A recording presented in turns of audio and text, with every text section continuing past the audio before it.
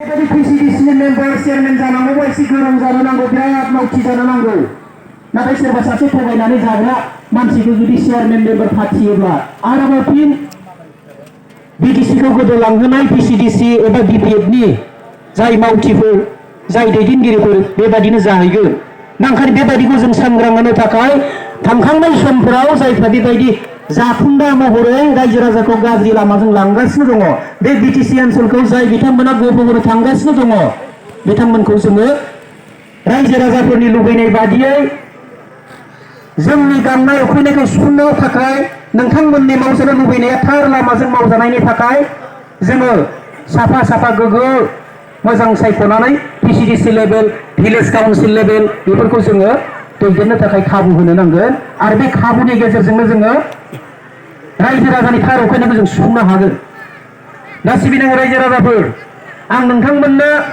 बुंबावनो नागिरनाय बाथ्राया नैबेनो थांनाय समफोराव जोङो जेरैबायदि रायजो राजाफोरनि थाखाय मावनो नांगौमोन जों सिगांफोरबो बुंबोदोंमोन सोलायनाय लाबोनो होननानै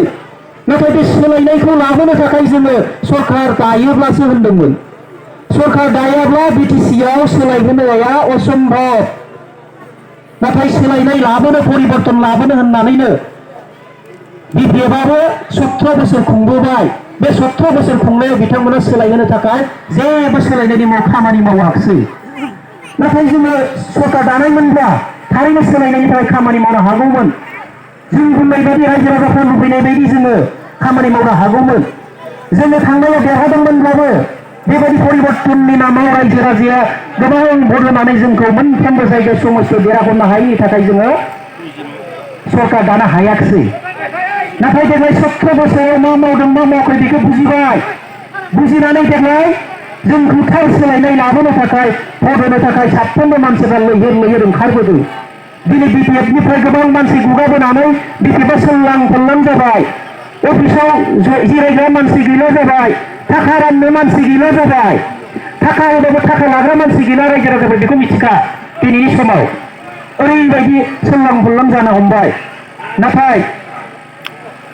थाखा थाइसे थाइनै दख'ना गांसे गाननायजों नोंथांमोना जाहाथे मा खालामजाया थगायजाया आरो बेबायदि थगायजानानै जुदि आरोबाव खेबसे 17 बोसोरनि उनावबो फिन आरो सरखार दानो जुदि होबावो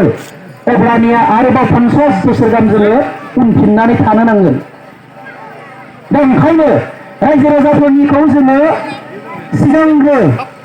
जोङो सिगाङाव दोननानै रायजोफोरनि गांनाय उखैनायखौ जोङो जोंनिबो गांनाय उखैनाय साननानैसो खामानि मावनो ओंखारदों जेला थारै रायजो राजाफोरनि मुङाव सोलायनाय लाबोनो नागिरदों आरो बे सोलायनायनि मुङाव जों बार बार जोङो देग्लाय भट होबाव बुंनाय नङा जुदि नोंथांमोना सरखार दानायनि मुङाव जुदि जोंनो भट होयो सरखारखौ दानो हानाय खालामो हाग्रामा बायदि 17 बोसोरनि उनाव जोंनो भट होबाव होननानै बुंनाय नङा जों दिनै बुंगोन खेबसेनो 5 बोसोरनि थाखाय जोंनो देग्लाय सोलायनायनि मुङाव भट हो आरो बे भटआ नोंथांमोननि सोलायनायनि थाखाय नोंथांमोननि खामानिनि थाखाय नोंथांमोननि जौगानाय दावगानायनि थाखाय जों थारैनो सोलायनाय लाबोनो हानायनि मोनसे गोहोखौ लाबोनायनि थाखाय सिबिनां रायजो राजाफोर ओंखायनो जोंनो देग्लाय खेबसे 5 बोसोर सरखार दानो थाखायल' जोंनो भट हो आरो बे भटआनो नोंथांमोननि सोलायनाय लाबोगोन जोंनि सोलायनाय लाबोगोन ओनसोलनि सोलायनाय लाबोगोन आरोबाव हाग्रामाया जेसेबां 17 बोसोराव गाज्रि खालामलांबाय बे गाज्रि खालामलांनायखौ फोसाबफिननाय दाफामनाय खालामनानै जोङो थार जौगानाय दावगानाय सान्थि उन्नति प्रगतिखौ जोङो साफ्रोमबो मानसिनि गेजेराव जों गायसनलांनो नागिरदों।